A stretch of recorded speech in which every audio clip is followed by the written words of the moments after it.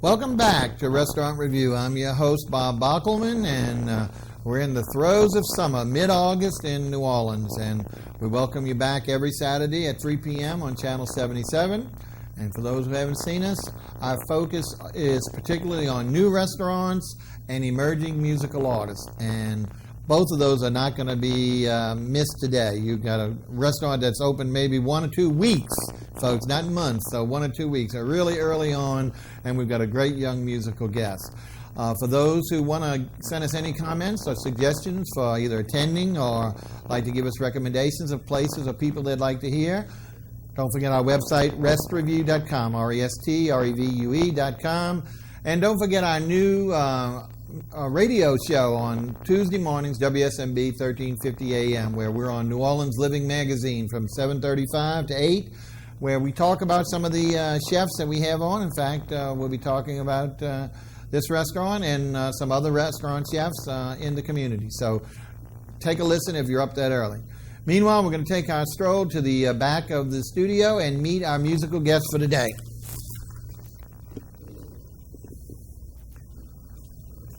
Okay, we want to welcome Miss Maria Steidl to the to the show. And Maria, you're not a native, right? No, I'm actually from Pittsburgh. I've been here for about 3 years. 3 years, okay. May I ask what brought you down? Well, I went to Tulane, but I also the first time I ever came down here, I just felt like I was meant to live here, I think. Well, that happens to a lot of folks here. We have a lot of festivals, and some of them come for like the Jazz Fest and never leave. So you're not among the minority doing that. Many people do, and we really appreciate it. And of course, you're part of the better half between the restaurant and music. Those are our two main features. That's the focus of our show, and of course, our city. Now, I know she's working on some material for a website and hopefully a CD coming up soon. But I know she's got some local appearances, so if you want to take a view and see her in person, since you'll only hear a few songs for her today, where will you be appearing, Maria? I'm playing at the Neutral Ground. I have a show coming up. I'm pretty sure the date's September 13th, but you can always just call and check on that. Okay. All right, folks, that's Phil Malone's place, and of course, we love his coffee house because we get so many talented people. In fact, Sunday night's a great night because that's the night when people can just sign up and sing to their heart's content. So we usually go there and hear a lot of new musical talent. Okay, Maria, what are you going to do for your first song? My first song is called Image is Nothing. Thank you. Take it away.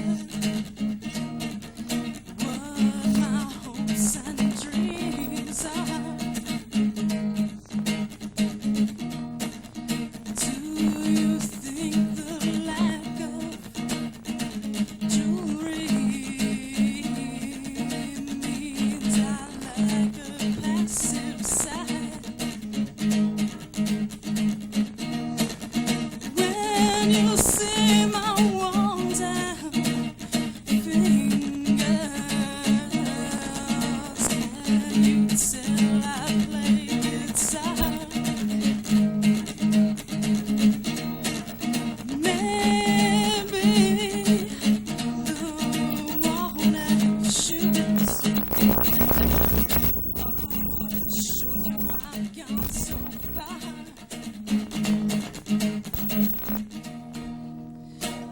gone so far outside the labels, and I've far surpassed the stereotypes.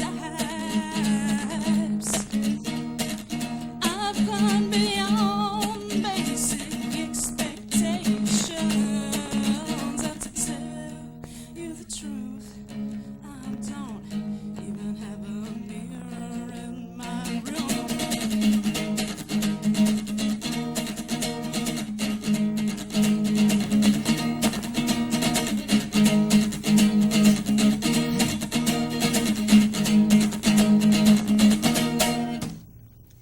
Very nice. Very nice. Our audience certainly recognizes good talent. That's Maria SEIDL, and she'll be back with us, folks, for a couple more songs before the show's end, so stay tuned. But meanwhile, we want to move forward with the main element of our show, and that's our restaurant. As we mentioned, we've got a restaurant that is so brand new, it's probably in its second week of operation, maybe its third.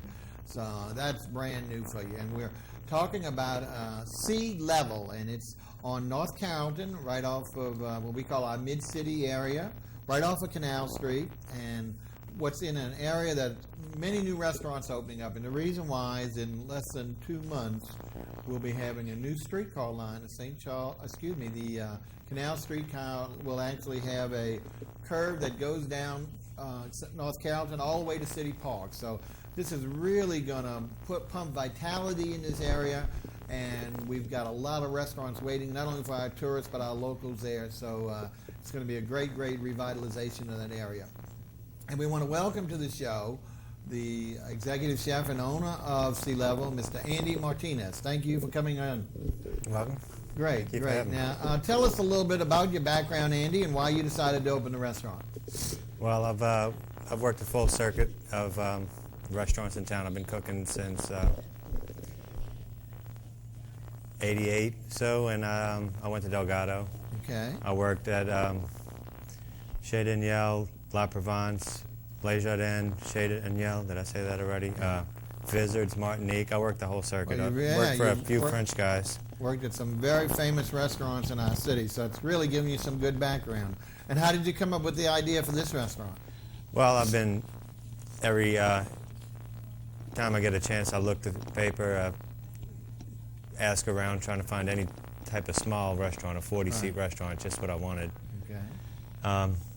I get an idea, I get a little gung-ho about it, I try to get a loan, it didn't work. But finally I got this one, and it worked. I need a little bit of work. Great. Well, fate has its blessing. That's the key.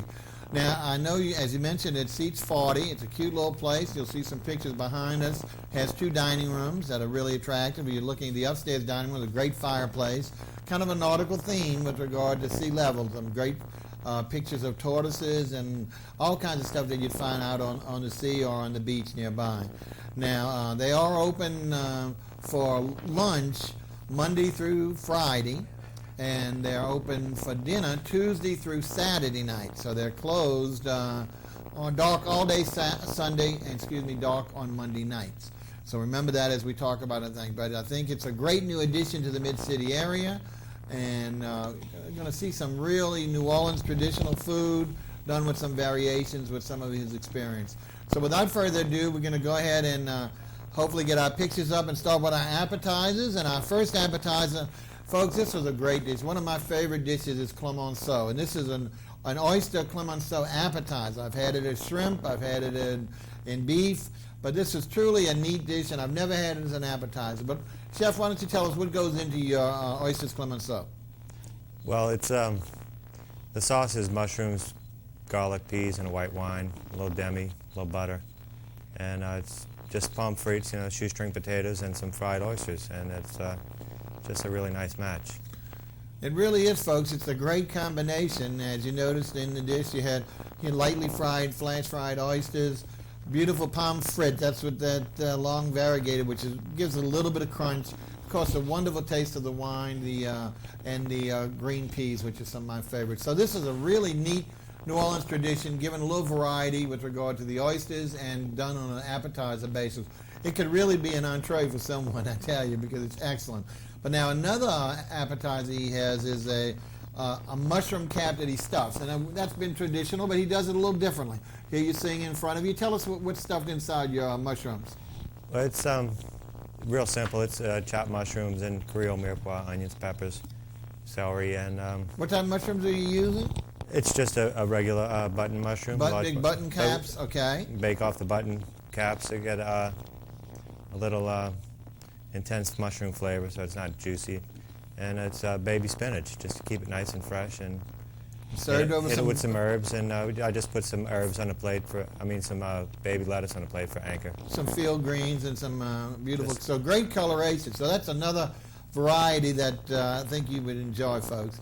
Now let's go ahead and move to, we also have, I believe, some soups, and he does a standard gumbo and also a soup du jour. And I believe our first picture will be the soup du jour, which was a mushroom soup on Thursday when I did. Beautiful coloration on this, folks, and as you can see, just chock full of mushrooms. Go ahead and tell us with a nice stock, and tell us a little bit about the presentation, please. Well, I'm trying to keep a somewhat vegetable soup on my soup du jour list, since I have a vegetarian item in each course. And Well, we're glad to hear that, because we do have a lot of viewers that are either not necessarily all vegans, but certainly interested in vegetarian dishes. So we're glad to hear in each course he's got something to accommodate you folks. So for those usually who call in the station, you can know that here's one, we got something for you and everything. But go ahead, I didn't mean to interrupt. Go ahead and finish the... It's just I'll have a vegetable stock, a pretty potent vegetable stock, and whatever I feel like that day will be the soup. You know, it's usually something fresh. I'll just try to do it 1 or 2 days, soup du jour, and keep it fresh and moving. Okay, so you've got your, what type stock on this one, please? Vegetable stock. Vegetable stock. You got your, like I say, loaded mushrooms. What is that? Some green onions. What is that beautiful green touch you got in there? Yeah, it's probably just green onions and basil. Okay. And that was a mushroom basil soup. Basil, excellent, excellent. Well, let's move on to his Creole gumbo, because this is a New Orleans tradition, and I'm telling you folks, he's got some real nice ingredients in this one. Let's take a look at that roux, and tell us, Chef, about your ingredients. Look how pretty that picture is. Well, we have a nice dark amber roux, and we're doing a chicken, shrimp, and andouille. So it's not just a chicken and andouille gumbo. It's not a seafood gumbo. It's something to please everybody. Chicken, shrimp, and andouille. That's why I call it's it a Creole great gumbo. mixture. Did you have crab in it at all? No crab. No crab at all? Okay. Well, that's good for me. I'm not real partial, especially, I don't mind, I love the crab taste, but I'm not really anxious to have big crab bodies and floating around in there, because if you don't dig it up properly, you get it on your spoon. So I think it was excellent, and a nice presentation on the rice. Anything else you want to say about the gumbo?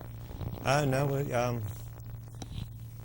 serve basmati rice with it. Make sure it's good rice. And definitely got a quality rice. And we'll talk about basmati again a little later in some of his entrees. And that certainly is my favorite rice. So it really is a great accompaniment to this particular gumbo.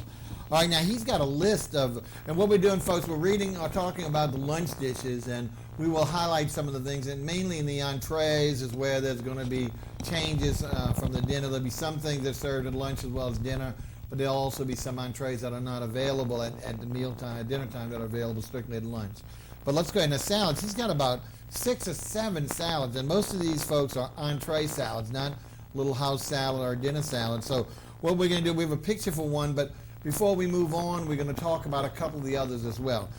I was really pleased, and this was a great presentation on his, he does a corn mock choux and broiled shrimp salad. Let's see if we can get that picture up. Look at that presentation, folks, how pretty. It's just a beautiful, and tell us a little bit about all the ingredients and how you made that mock choux. Well, a mock choux is usually a hot vegetable, you know, Cajun corn. And we're just deglazing the pan with a little cane vinegar. It's more like a corn relish. I'm calling it a mock choux just because I like the name. Well, the corn, obviously using the cane syrup is a great sweetener to it. So, but tell us what else you have on the plate there, because the mock choux is just part of the deal. Got some shrimp. How did you prepare your shrimp? Well, the shrimp are head-on broiled shrimp. We just flash them on the grill. Okay. And I toss them in a little vinaigrette to make sure they're tasty. And the tricky part of that salad is the big tasty crouton. That's my. Well, of course, you're putting it over romaine, so you got to have some green. Oh yeah, in that's the the salad, romaine yeah. wedge. It's a big But wedge then, of romaine. as you mentioned, what you call probably the world's largest crouton is just the top of that fire. It looks like a bonfire, folks, that we celebrate in New Orleans and New Year's Eve. So tell us about your crouton. It's, like I say, running the entire gamut of the plate. It's just a big, long toasted crouton with herbs, garlic, butter on it. With a little olive oil. Nothing fancy. I just like the. Well, folks, you know how New Orleans is so important to have bread on the plate. I mean, that's one of my real criteria for judging a true New Orleans restaurant is the bread that's served. And here they do have a great little bread basket with the hot French, kind of a Parker House po' boy. It's really a strange mixture. But more importantly here, the bread for this crouton is just like eating a po' boy with a salad. So it really makes a great, great combination. This is hardly one I recommend. Why don't you tell us about one or two of the other salads that you serve during the lunchtime before we move on to the entrees, please, Chef? Okay, we have beef strips Italiano. That looked good. I'm sorry I didn't have time. Tell us about that one, please. It's a chuck steak, cut thin, grilled, marinated first. It's on top of a bed of chiffonade lettuce, shredded lettuce, roasted peppers and onions with some green olives with a basil balsamic vinaigrette. It's Sounds great. somewhat Italian. Yeah, no, but I mean, it's really great because, again, we don't have a lot of salads that have beef or meat. Usually it's strictly seafood or grilled chicken, obviously. But here's one that really brings in the Italian flavors and really makes a hearty, hearty meal. Why don't you pick one of the other unusual ones because, again, like I say, folks, they've got 7 on here to choose from, so it's such a variety. You can have a different one every day. Why don't you pick one of the other unusual ones, and let's talk about that, please. Well, the Cobb salad is not so unusual, but I'm doing it with a few chicken brochettes. They look more like satays the way I'm grilling them, so it's a little catchy thing. You can pick it up on a stick and eat it. It's a nice, fun thing to eat for lunch. So let's go over that again because I'm sorry, I just didn't get that visual. You're saying your Cobb salad, you're doing what with your chicken? You're marinating your chicken and you're doing what with it? It's on a brochette and grilled. Okay. Instead of boiled chicken or chunk. So brochette bread, is that right? No, brochette is on a skewer. Oh, chicken on a skewer. Okay, So okay. it's So nice. you're skewering, what are you using, a chicken breast or what part of the chicken? Yeah, it's a nice big piece of chicken breast. And what are we marinated. marinating? What kind of marinade are you using? It's just olive oil and I put in a little caraway seed, anise seed. And then you're skewering Creole it, and then seasoning. what else are you serving with it? Well, it's a typical Cobb salad. It's got the mushrooms, bacon, egg, tomato, avocado, and I'm just having the variety with the stick. yeah. Well, that'll be fun, folks. Cobb has always been, and Cobb is a salad that used to be very, very prominent in most fine dining restaurants back in all the way back to the 60s. And as we've talked about in the show, so many of the dishes like the Cobb salad have really kind of moved away and been put down to the back burner because we experiment so much. So it's good to see, slowly but surely, a lot of the things, whether it's from hamburger returning to the menu to fried chicken to a lot of our basic comfort foods coming back and doing a new twist. Well, here's a great salad, and again with a new twist. So I know this is going to be a fun salad, whether you're an adult or a kid, to be able to hold on to that skewer. Okay, now what we're going to do is, like I said, there are more salads, but we are going to move on. If we have time, we'll come back and bring a few more to you because, like I say, there's such a great salad selection, especially now in the throes of hot summer. We couldn't get a better combination for lunchtime, but then one of these fresh salads. All right, let's move on to the entrees. We've got a picture of 3, and then we'll try and talk about a couple of more. First of all, as I mentioned, we're talking about the lunch, and on the lunch menu, not on the dinner, or sandwiches. So we've got you're not a good New Orleans restaurant if you don't serve a sandwich at lunchtime. And he's got numerous po' boys, and po' boys we're known for. I chose and hopefully we'll bring it back up, the roast beef, and it had, I had to add cheese to. I love roast beef and Swiss cheese, and wonderful potatoes, pommes frites, but the important thing here is the gravy, and everybody knows a good roast beef has to have the gravy. Tell us what's a little bit different about the flavored gravy that you're doing. Well, we have a typical gravy, but I'm adding a little roasted garlic to it. So Well- just to give it a little pungent That's the Garlic. difference, is that garlic. And you know, that's such a key ingredient here in New Orleans, folks. And again, it's not overpowering, but it really adds something to the flavor of your, and there's nothing better than a dark brown, rich gravy for roast beef. Throw in that, kick it up a little bit with that garlic. You've got a truly great, great lunch. And I know I looked at a couple other, he does a burger, as we talked about, bringing you back. And right after we go through the other picks, before we move on to desserts, we will touch back on some of these other sandwiches, because that, again, for lunchtime, this is the time to get your sandwiches. It's a great place to go. But let's move to some of your entrees, and I think one of the ones you mentioned, one of the most popular dishes, is your pasta dish that includes shrimp andouille and red onions. Look at that. It makes a beautiful presentation, folks. Tell us a little bit about this, Chef, please. It's a good andouille to start with. It's not the run-of-the-mill chewy andouille. And sautéed shrimp, lots of fresh red onions, wilted, tossed with some capellini, angel hair, with a little tomato basil garlic sauce. And is that one of your famous big croutons? Yeah, there? the big tasty croutons right up on Crouton, there, right just to give it a little something to eat. Well, I'm telling you, folks, really the smoky flavor of the andouille sausage was really great.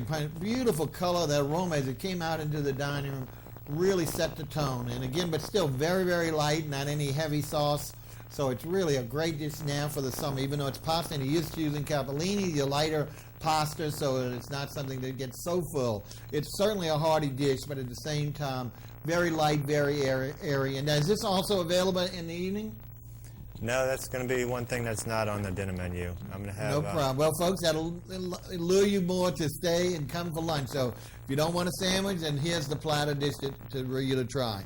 Now, another one that he does is, many times trout used to be, again, staple on many New Orleans restaurants. Trout has almost disappeared. I mean, it's very hard to find trout. And here he's brought it back to us and done a beautiful job on this presentation. Let's tell us about, hopefully, and again, here's where we have the real pièce de résistance, the rice pilaf. Tell us about the beautiful meunière sauce that you do for this beautiful filet of trout. Well, it's a typical meunière, but it's got a little garlic, demi-glace, and it's emulsified. It's not a broken meunière like most places are doing. Well, why don't you explain a little bit of difference? Because, again, most people know the difference, that there's more than one type of meunière sauce. So why don't you explain the difference between a broken and the emulsified? Well, meunière is lemon butter, but I put a little whole butter in it at the end, and I don't break it with the lemon juice and Worcestershire and I don't brown the butter just as dark as most places do. Yeah, as you know, it stays a lot clearer that way. So you have more of a sauce. More of a sauce. And again, he's chosen a great basmati rice and some vegetable accompaniment. What type of, was it vegetables or what did you have on accompaniment? It's just sautéed vegetables. I'm usually doing the same vegetable for all my entrees. Okay, well, great. All right, let's see if we can go ahead and talk a little bit more about, as we mentioned, some of the sandwiches, because we do have some extra time.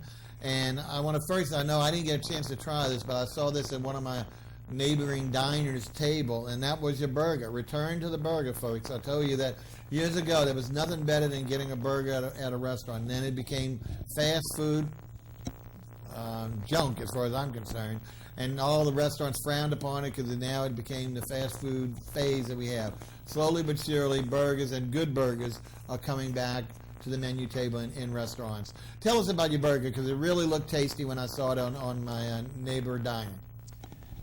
We have good black Angus chuck ground meat for starters, and we pan roast it. So you have a lot of the good burger flavor. The salt's not running off on the grill, and it's not burning on the grill. So it's a good, beefy, tasty burger. I put caramelized onions on top of it and serve it on a nice, it's a French bread roll. I have ciabatta roll on the menu, but I changed it to a nice bread I found. It's a French bread dough, and it's nice and crispy on the top. We toast it and serve it with hand-cut French fries. Really great, folks. I mean, again, there's nothing better to put on a burger than grilled onions. And, you know, for some reason, I guess everybody's worried about their being offensive, but there's nothing better than putting a grilled onion, not so much the raw. I mean, a lot of people like the raw, but to me, the saute that onion down with that burger and put it on it, that is truly the final touch to accompany a burger. Okay, now let's run through a couple more of your sandwiches and entrees before we turn it over to our musician again. As I mentioned, I had the roast beef, but you have to be New Orleans. Here's some, again, we're talking about sea level. You got to have New Orleans accompanied. You got to have the basic oysters and shrimp. So you do both an oyster and a shrimp po' boy, but once again, there's a little twist. Tell us about the type of tartar sauce you do on your shrimp, with accompanying your shrimp. It's a Tabasco tartar sauce. We dress up the tartar sauce, make it a little spicy. And that's so important. I mean, you know, Tabasco is our native product, and we really, you know, tartar sauce per se is okay. Some people crave it, some people don't like it. I think the addition of the Tabasco really puts the zing that you need and really makes a great accompaniment to this fried shrimp. But let's talk about the oysters now. Again, you do a little different. Here you've doctored up the mayonnaise. The normal mayonnaise is not the same old mayonnaise here. You've done a little something different to accompany your fried oyster po' boy. And let's talk about that, please. I'm calling it a remoulade mayo. So people would be more familiar with those words, but it's more like a ravigotte sauce. It's a mayo with my homemade remoulades mixed into it. So throw a little green onion and parsley into it and call it the house remoulade mayo. Okay, all right, that sounds great. Now the last two sandwiches we're talking about, one for the light side, of course, more so move to chicken, and the turkey being my favorite. You do a smoked turkey sandwich with cheese. Let's talk about that particular one, and then we'll finish off the po' boys. Well, I'm roasting turkey breast and slicing it real thin, and we're gonna keep that one simple, just some Munster cheese, and all my sandwiches are dressed unless otherwise specified. Okay, but the important thing here, folks, is he's roasting the turkey itself. We're not using, you know, products that's sliced or processed. We're using real turkey breast. Is that correct? Yes. And there's nothing better than smoked turkey. Now, one last thing. Here's, again, a New Orleans favorite. I mean, and again, you don't see it much anymore unless you're really in a local po' boy establishment, and that's a smoked sausage po' boy. Tell us about that, because it sounds very good with some of the combinations you're putting on that to accompany it. Well, I'm cutting it thin, long vertical pieces, and touching it on the grill, putting it on the pan with some onions on top, and throw it on a po' boy, and it's one of my favorites. That's why it had to be on the menu, serving it with melted Swiss cheese on it. Well, that has got to be a favorite, folks, because smoked sausage is such a staple here in New Orleans dishes, whether it's with red beans or on the po' boy sandwich, and this is certainly one that I think you ought to try if you had. Now let's just touch on a couple of, why don't you tell us about, because folks, he's just opened for dinner, and he tried out as I mentioned, he's been only open a couple of weeks, and he's been certainly doing the lunch per se to get the kinks out, and rather than tax himself too much with regard to both, but he is now open for dinner. And why don't you tell us about a couple of the entrees that you're now going to be serving at dinner time that you don't feature during the luncheon menu? Well, Bob, we have a carpetbag steak. It's cooked to order, to the diner's request. We have the carpetbag is an old-fashioned term which we dress up. We have a poached oyster stuffed into a hollowed-out center. So what type of steak are we using? It's a filet of beef. Oh, a filet, okay. And then what are you doing again? You're hollowing out? Yeah, we make a small incision on the side. We poke in a poached oyster with a little piece of Creole stuffing. Okay, when we talk about stuffing, we talking about a bread or rice? What do we mean by Creole stuffing? Yeah, it's a breadcrumb stuffing. It's sauteed onions, peppers, green peppers, lots of green onions. Okay. A little garlic. So you're stuffing that on the inside, and then what are you doing? So how are you preparing the steak? When you say cook to the order, you're grilling it, or what are you doing? No, it's seared in a pan. Okay. So it has a lot of nice flavor. We have a special mix of pepper, fresh thyme, and salt. Great. And what are we putting on the side of that to really make our diners hungry? What are we giving them? It's a smashed red potato. It's not regular old mashed potatoes. It's skin-on red potatoes. Really? With a little roasted garlic added in to make it nice and rich. It's not. So you're making garlic mashed potatoes, but instead of using the brown skin, using red skin potatoes? Yeah. Great. Oh, well, what a great combination. That's good. Stick to your ribs food. So there you go, folks. Every restaurant has to have a steak, and you can get a really unusual one here at Sea Level. Okay, I know we want to talk about a few more of the entrees that are available only at night, so Well, how about chicken? Everybody has to have a chicken. Everybody loves chicken. What do we do on chicken? We have the Creole crab meat stuffing, which is a breadcrumb-based stuffing. And you're stuffing the breast? What are we Yeah, stuffing? it's a boneless breast, rolled pinwheel style. Ah, rolling up like a pin. Oh, great. Yeah, so it's baked. It has lots of flavor. Slicing it, cooking it to order, slicing it nice so it has a nice presentation. Right. So you have the nice juicy Yeah. chicken breast with some flavorful stuffing absorbing all the good. And anything on the side on that one? That one is served with mashed potatoes also. Mashed No, potatoes? actually that one's served with the duck and andouille jambalaya. Wow, let's I just talk changed about that. that a little bit. I didn't know anything about that. I didn't see jambalaya anywhere. So again, that's only for the night menu. I wish you had that at lunchtime too. So what is your duck and andouille jambalaya? Tell It's us a little bit about fancy that. jambalaya. It's not just regular New Orleans jambalaya with the tomato, chicken, and sausage. It's pulled duck meat with good andouille, lots of onions, Good. and aromatic vegetables cooked in a little duck stock. So Great. So there you go, folks. That's a chicken with andouille dish. That really sounds great, and especially rolling it up, it's going to make an unusual presentation. All right, now I also know that you have some veal. Some people love veal, and this is to me the favorite type of veal. If you're going to have veal, tell us what you do with that. you gotta have veal. It's Yeah. paneed veal, And you cut it real lean, thin. thin cut, top round. Okay. It's pounded and lightly breaded, Right. sautéed in olive oil and a little butter, Okay. just to give it a good flavor, of course. And Good. the sauce is going to be sautéed garlic, fresh baby spinach, Ooh. fresh thyme, a little demi-glace, finished with lemon and butter.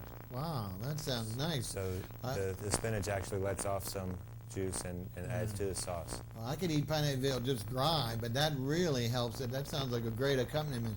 All right, and here's something a little ambitious, and it's not something that more and more restaurants are starting to finally feature duck. Before it was only a Chinese entree, but now we're starting to get slow roasted duck, a lot of different types of ducks in restaurants, and you do something with your duck. Let's hear what kind of how do you prepare it, and what are you serving it with, please?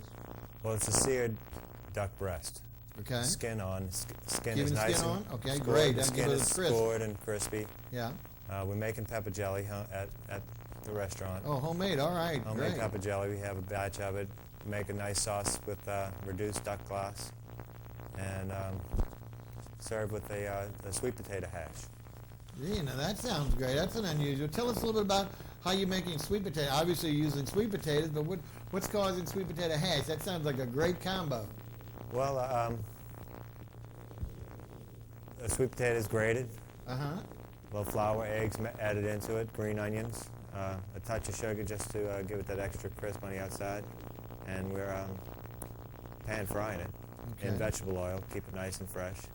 Well, there you go, folks. We've touched on, again, as much as we could with time permits. Now, I do want to mention, because not only the entrees are different at night from lunch, but he also does have a few appetizers that are separate at night. And I'm just going to read them real quickly to you, and rather than letting him elaborate, because we've got to get back to our musician and then finish up the show. But I know he does a traditional crab cake, that's basic New Orleans. Also does a crab lasagna. That really, if we have time later on in the show when we come back, maybe we'll ask him to elaborate on that. But that really sounds like a great appetizer that you can share with your other diners beside yourself. And he also do a shrimp cocktail extravaganza. Why don't you? Well, let's hold it. Let's keep that as a surprise before we go on desserts, and we'll come back and just talk a little bit about those last two dinner appetizers. But meanwhile, folks, we want to go ahead and let our musician do her second song, named Maria SEIDL, excuse me. And she graced with the first, and we're anxious to see what she's going to do for a second. So, Maria, what are you going to do for number two? My next song is called Goddess of Lust.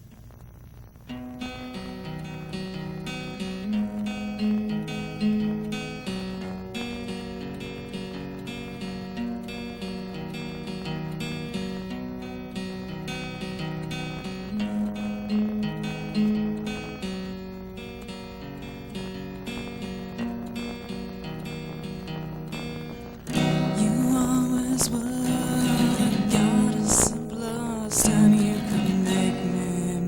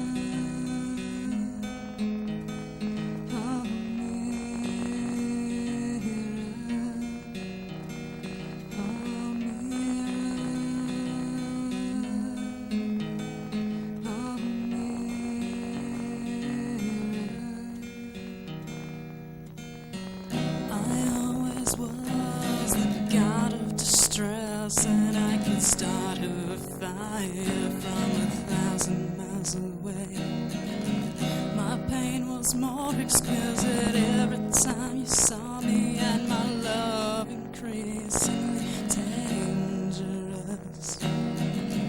You couldn't get yourself to stay, no matter how hard you tried. I wouldn't let things go your way, no matter how hard you cried.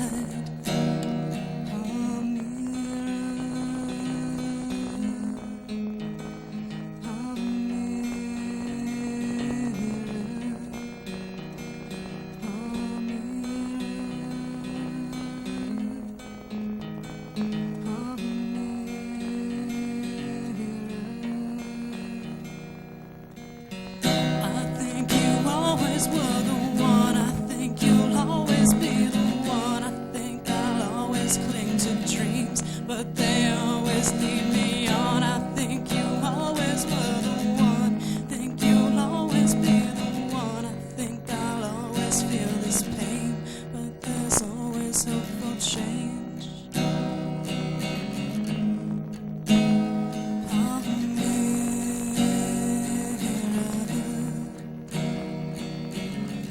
We always were the rulers of fate, and we could feel each other from a million miles away. Our love was more exquisite when we were together, and our passion so much more dangerous. We couldn't make it through the day, no matter how hard we tried. We couldn't find another way, no matter how hard we cried. Palmyra,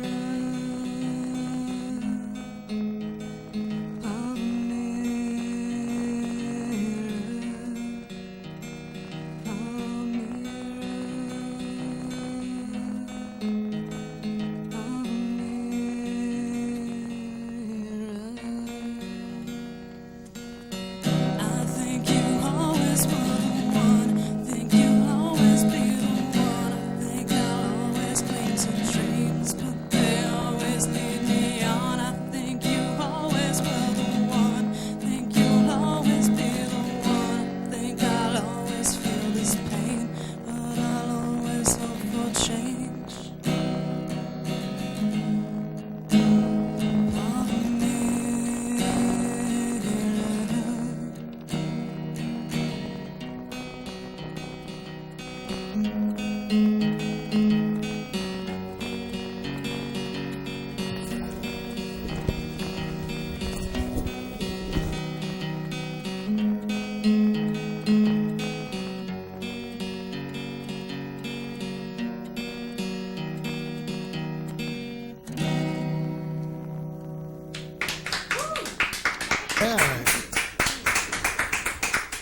Very, very nice. You see, our audience really appreciates Melissa SEIDL.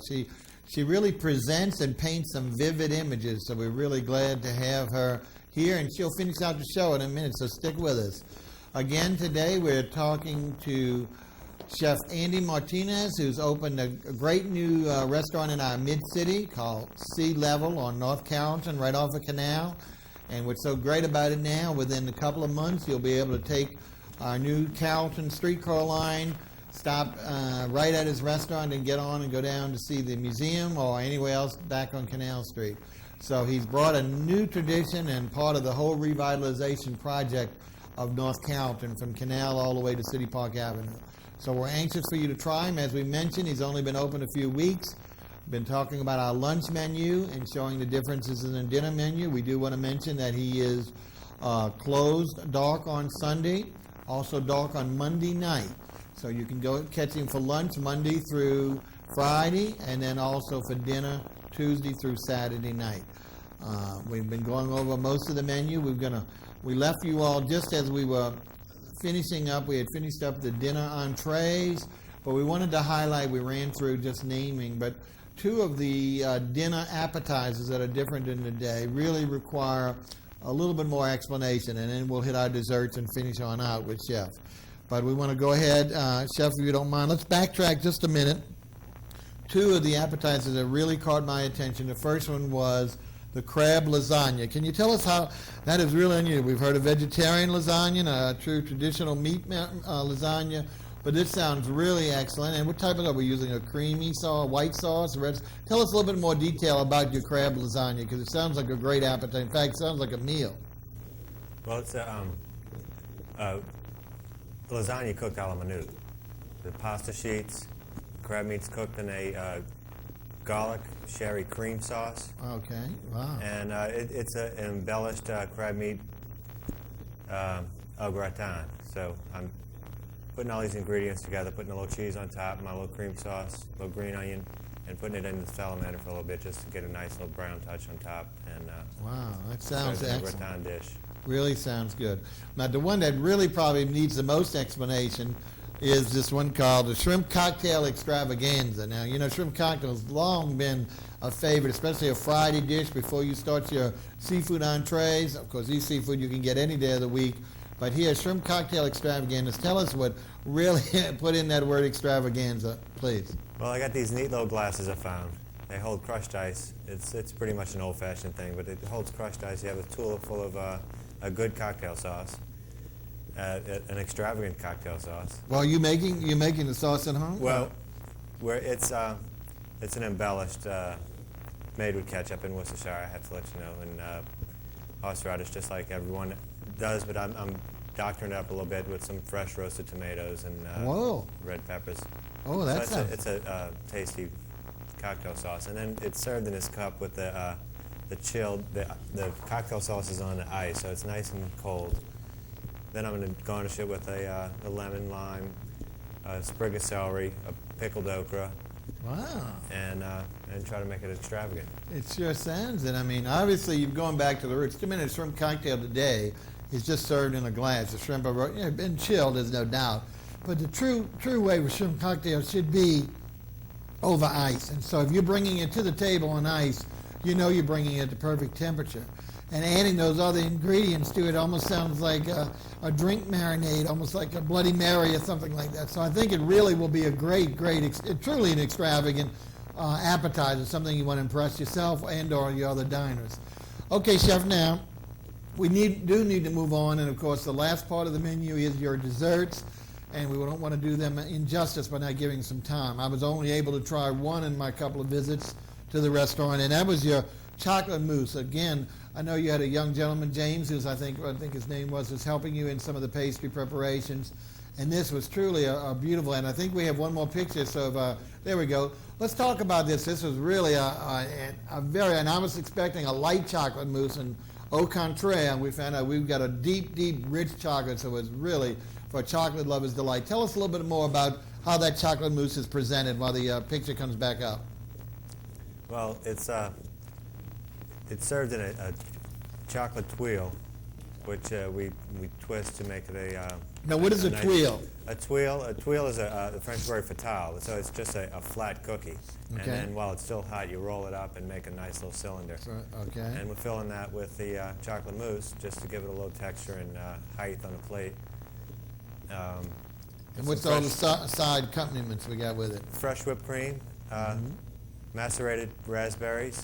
It's Okay. raspberries, or whichever fresh berries I can get in the sugar, honey, and Grand Marnier. A little grandma, I'd say, shouldn't you have a little alcohol, liqueur in Oh there? yeah, of course. And then was there some nuts too? Look like Yeah, there's some toasted pecans. pecans. Excellent. Which is unusual. A lot of people would use the almonds with this, but I think the pecans have a little more substance, so it's really good.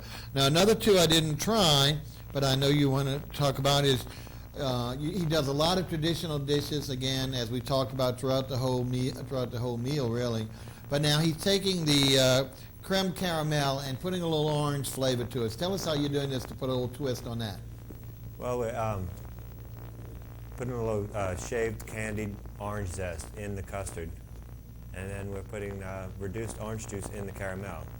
So it brings a vibrant, nice amber color to the caramel, and then we're garnishing it with the candied orange zest again. Wow, okay, so those citrus flavors ought to really, like I say, not only give it a beautiful color, but also a great flavor to it. So that's great. Instead of having just your traditional, you have to jack it up with that citrus flavor. I know you do a traditional bread pudding, so we're not going to talk about that. But at the same time, people know they want to go there. And if we've had most of these other traditional dishes, then there's no perfect way to finish with the bread pudding. But lastly, I know you were trying to do something, some variation on the very famous Bananas Foster's. You want to tell us a little bit about how you plan on doing that? Well, we're going to make a Bananas Foster sauce, which is a brown sugar, rum, banana liqueur, butter, and with the caramelized bananas in it. And I'll puree that and make a sauce, and we're going to make fresh banana fritters. Fresh banana fritters? Yeah, and serve it with ice cream. So it's... Wow, so that's going to be another extravagant dish, huh? Yeah, that's the Bananas Foster fritter extravaganza. Oh, you need somebody bringing it out like the waiters do at the other big restaurants and make a big parade out of it.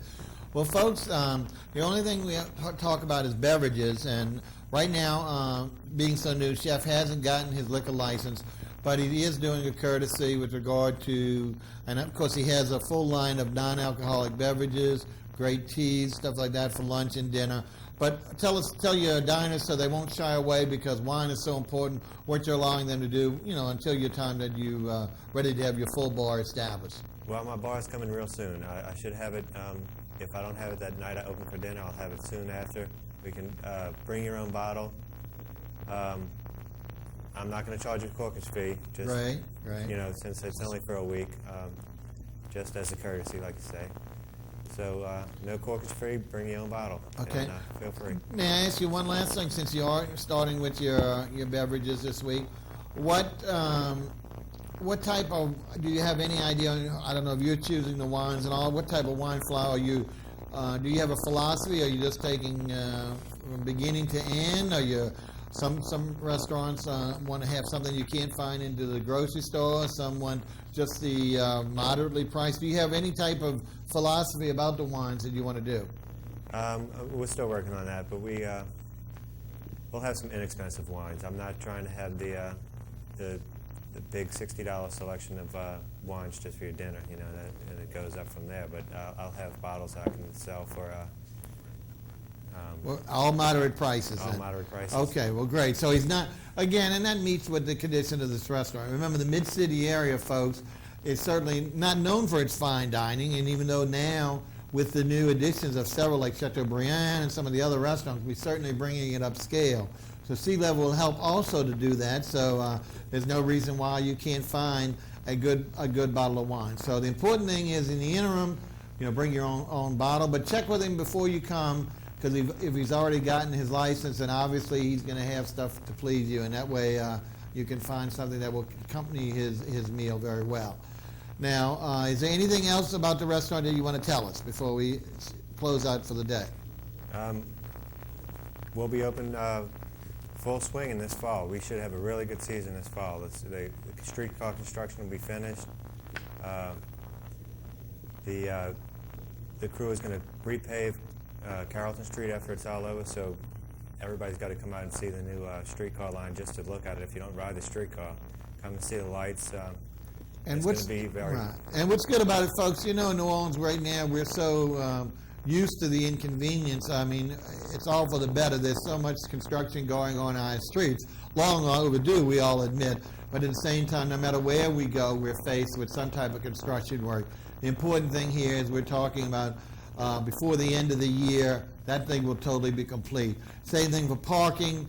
Typical uptown or mid-city restaurant, parking is, usually around the street in your neighborhood, but there's a lot of commercial establishments that are closed in the evening. They have large parking lots in the vicinity, will allow you to go ahead and use that during the evening. But you should not have a problem parking in the area, because there's so many restaurants, and again, we're all used to that neighborhood parking.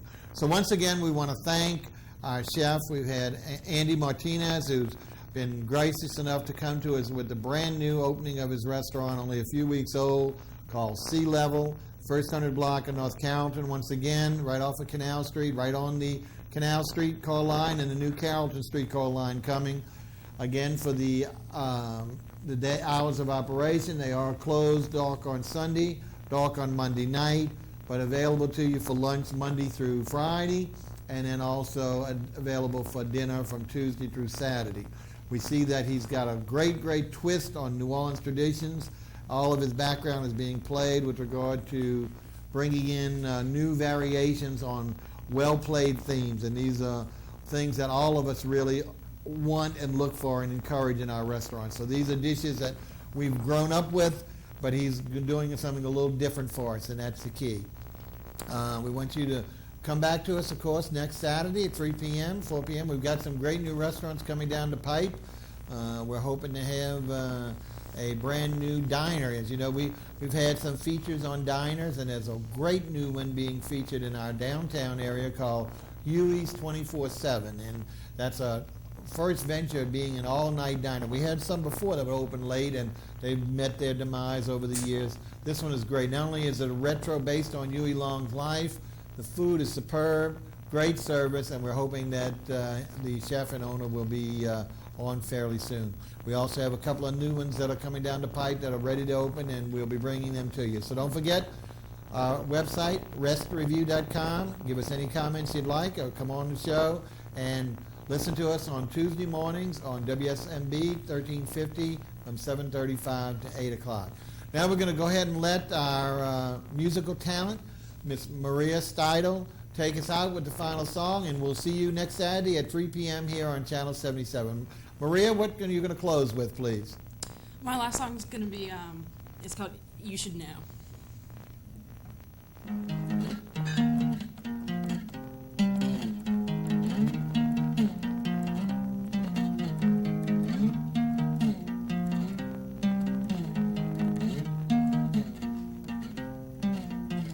Who have I been pretending to be?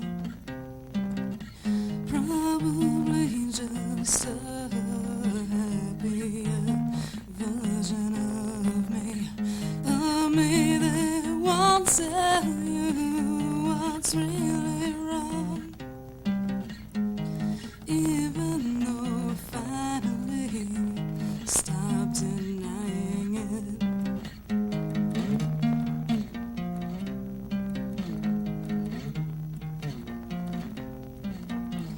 And I know I can't blame this all on you, even though that's exactly what I'd like to do.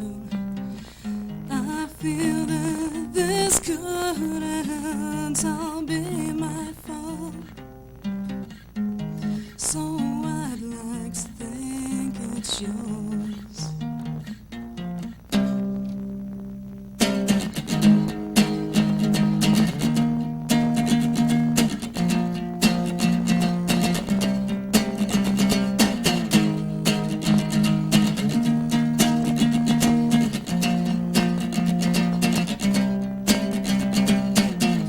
And do you know that I still love you just as much as I always did? And I think that I will never get back that piece of my heart that you took.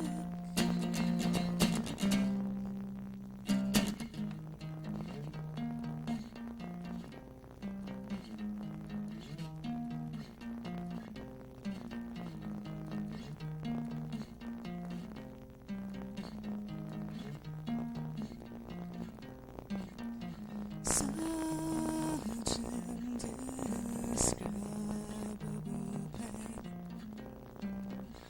that I no longer try to find words.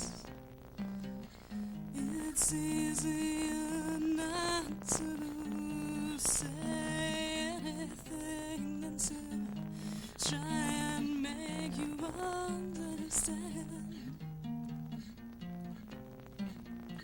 Maybe you didn't really ever understand me, but maybe I don't think that matters. I know they say love sounds reason, but this time it's not just cliche.